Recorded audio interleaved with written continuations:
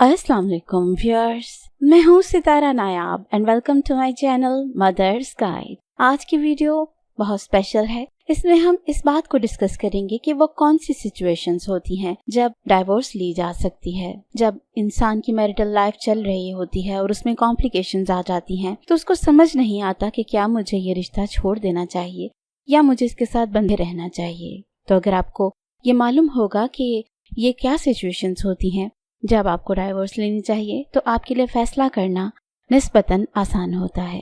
लेकिन उससे पहले ये जानने की जरूरत है कि व्हाट इज मैरिज, शादी चीज क्या है। शादी बेसिकली दो लोगों का एग्रीमेंट है जिसमें वो एक दूसरे के साथ फेयर होके चलने की बात करते हैं, वाहिदा करते हैं और इस पे डटे रहने की बात करते हैं। लेकिन अक्सर लोग मैरिज का मतलब गलत ले लेते हैं। वो समझते हैं कि सिर्फ बच्चे पैदा करना और फिजिकल रिलेशन बनाना ही मैरिज है, जबकि ऐसा नहीं है। मैरिज एक पूरा मुआहिदा है और अगर कोई इंसान इस मुआहिदे से फिरता है या इसमें गड़बड़ करता है तो फिर डाइवोर्स की बात आ जाती है। अब डाइवोर्स एक बहुत ही कॉम्प्लिकेटेड मसला है क्योंकि हर इंसान की स्टोरी डिफरेंट होती है, उसके हालात डिफरेंट होते हैं, इसलिए कुछ पर्टिकुलर चीजें बताई नहीं जा सकती कि ये हो तो आपको तलाक लेनी है, ये हो तो आपने नहीं लेनी। लेकिन कुछ बातें फिर भी ऐसी हैं कि जिसके ऊपर आपको डट जाना चाहिए और सोच लेना चाहिए कि ये बातें काबिल कबूल नहीं होती। इस्लामी लिहाज से भी तलाक को इतना पसंद नहीं किया गया और इसको सिर्फ उस सूरत में इजाजत दी गई है जब आपके लिए साथ रहना मुहाल हो जाए। तो वो सिचुएशंस औरतों के लिए अलग होती हैं और आदमियों के लिए अलग होती हैं। एक आदमी कभी भी अपनी बीवी को इस बात पे तलाक नहीं देना चाहेगा कि उसके पास पैसे नहीं है या वो कम पढ़ी लिखी है या वो ज्यादा खूबसूरत नहीं है। तो ये वो बातें नहीं होती जिन पे डाइवोर्स होती हैं। कुछ लोग इस तरह के कम ज़र्फ होते हैं जो कहते हैं कि हमारे घर अगर सिर्फ बेटियां हो गई तो इस औरत को तलाक देनी चाहिए। तो ये भी गलत है। साइंटिफिकली बेटी पैदा होने का जिम्मेदार बेसिकली हस्बैंड खुद होता है, इसलिए ये सिचुएशन भी तलाक देने वाली नहीं होती। इसके अलावा कुछ और बातें ऐसी होती हैं जो कि एक आदमी अपनी गैरत की वजह से बर्दाश्त नहीं कर सकता और वो होता है कि जब आपकी बीवी रिलेशनशिप में रहकर किसी और से रिलेशन बनाए, चाहे वो फिजिकल हो चाहे वो वर्बल हो। लेकिन एक औरत जब अपने रिश्ते में रहकर अपने खामन को धोखा देती है तो उसका एतबार उठ जाता है और शादी में सबसे अहम चीज मियाँ बीवी के दरमियान एतबार होती है।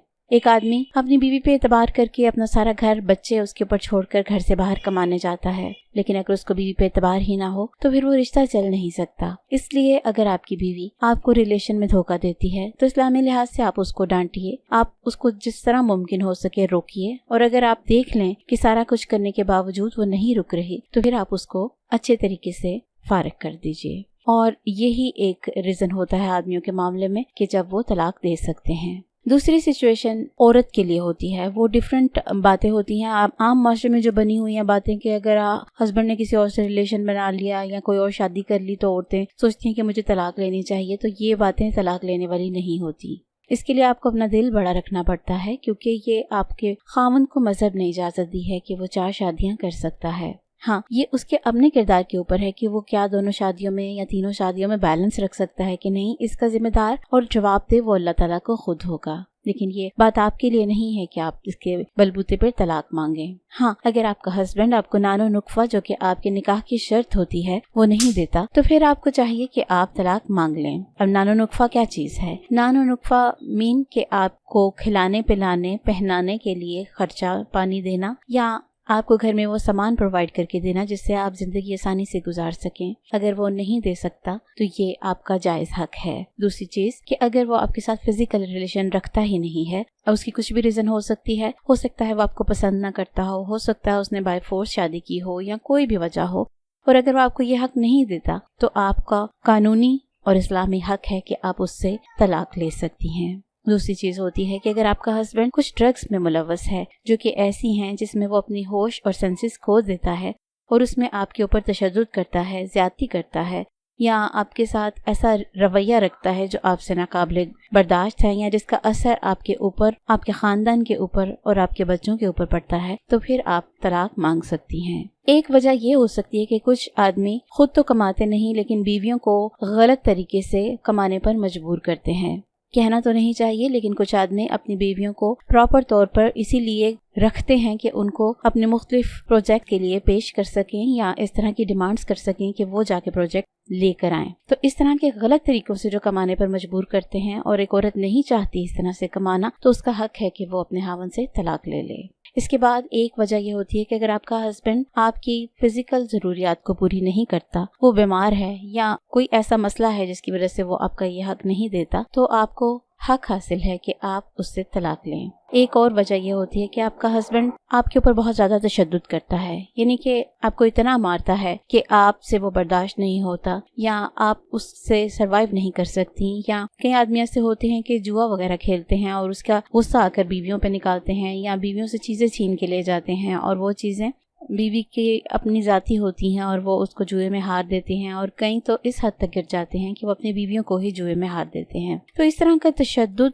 और ये चीजें नाकाबिले बर्दाश्त हैं। अगर आपके घर में खाने की कमी है या आपके घर औलाद नहीं है या इस तरह की कोई प्रॉब्लम्स हैं, तो आपको हर सूरत कॉम्प्रोमाइज करना चाहिए। इन छोटी छोटी बातों से कभी भी आपको घर उजाड़ना नहीं चाहिए। जो पॉइंट्स मैंने आपको बताए हैं वो पॉइंट्स वो हैं जिसके साथ आप सरवाइव नहीं कर सकती, और अगर आप कर भी लें तो आप अपने बच्चों को एक अच्छा मुस्तकबिल नहीं दे सकती। तो ये सारी चीजें आपको जहन में रखनी चाहिए और कभी भी इस बात को बेस बनाकर कि मेरे हस्बैंड ने दूसरी शादी कर ली है या फोन पे किसी और से बात कर ली है या मैसेज कर लिया है, तो इन बातों के ऊपर कभी भी अपना घर नहीं उजाड़ना चाहिए। ये वीडियो बनाने का मकसद यही है कि आपको ये मालूम होना चाहिए कि वो कौन से लिमिट्स हैं जिनको अगर आपका हस्बैंड या आपकी वाइफ क्रॉस करती है तो फिर आपको डिसीजन लेना चाहिए। उम्मीद है कि ये वीडियो आपके लिए अहम गाइडेंस होगी। इसको उन बहनों के साथ जरूर शेयर कीजिए जिनको समझ नहीं आती और वैसे सर्कमस्टांसेस में है कि वो परेशान हैं और फैसला नहीं कर पाती, तो वो अपने आप को जज करें, इवैल्यूएट करें और फिर उसके बाद डिसीजन लें। वीडियो कैसी लगी इसके बारे में अपने कमेंट जरूर दीजिएगा। शुक्रिया।